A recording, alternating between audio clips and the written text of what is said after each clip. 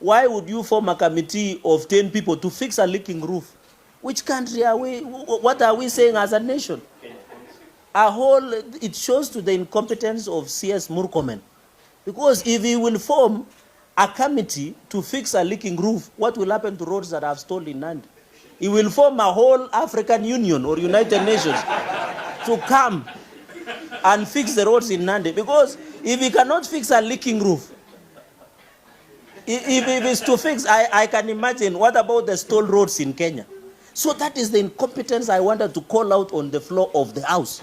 And it is very unfortunate that because of other dynamics, he captured the House to suit to his feet. Because even he was making sniding remarks. He was even answering senators directly, which is not the procedure of the standing orders. You answer the House through the Speaker. This Mombasa Road, from here, the lower deck, it is flooding. It's not marked. A contractor went away with billions of shillings in the lower deck. Kenyans are, this city is like a floating city in the biblical era. The roads are being washed away, and you heard him, he defended the Chinese. Why would you defend that? We go and borrow loan from a Chinese, we bring it from China here, then we give to contractors of China to go back with our money. What will happen to our local contractors?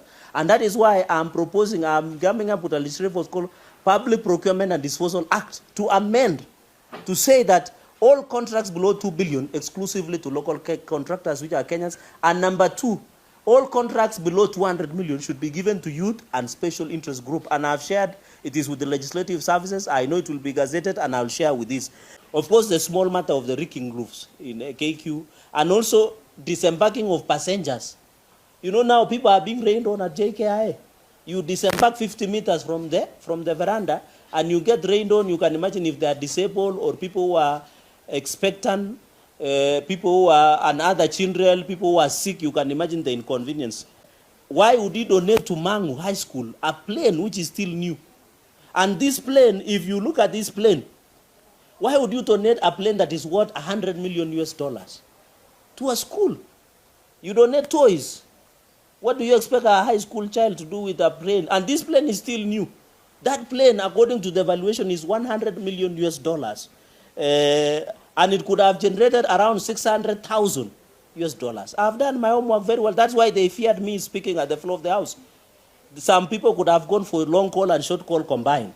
Was the aircraft? Because we wanted to see the value report. These are serious issues. I am not personal. Kisumu does not even have a sewerage, Kisumu International Airport. And you know, Kerenga, by the way, is very interesting, because it's the only airport in Africa and in the world where you get stuck. Have you guys seen a plane which gets stuck? And it is the only plane where you board while wearing a gumboot. Some of us wear a gumboot so that we go to the farm. But Kerenga airstrip is the opposite, and you saw what happened. So these were the issues, the 3 questions. I didn't want to be personal, but it seems he has, and I want to say without fear of contradiction, personally, sinunui uoga, because bei ya uoga ilishuka, hata wakinipea free, siwezi nunua. So I know truth will always stand with me. The people like Jean Marie Serone, the people who stood with the right are still remembered because they stood with the people. You don't go and eat 10% of Chinese and come and vomit out our legs. We'll call you out when time comes. And I still have many doors here to show when the CS visited. That one is too hot, eh? Can we? He visited, I'm trying to get China Wuyi. In China, he has visited China severally. And you heard at the floor of the House defending Chinese contractors. Where will the hustler contractors who voted for us go if you are giving them contract? Because he received a bribe, and I am daring him to come clean on the allegation of receiving $100 million from China Wuyi when he visited in the month of between June and October. I want him to come out and tell the country, because every time when he came to insult me in the funeral, he defended the Chinese contractor. Who will defend Kenyans who are contractors?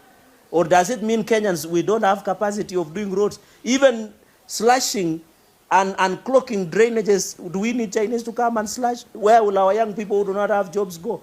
So I want to dare him to tell the country what agreement did they agree on allegations of receiving $100 million from China, where he was paid an affront of $50 million. And we have all the facts. We have the flight manifest. We know where the money is in Dubai. It is that some of us are just keeping what we call decency, but it has reached a time that the country must know the truth. And that is why he decided to ensure he gets protection from the House, so that some of us do not speak and tell the country the truth. Some of them, instead of working, they go on a shopping spree.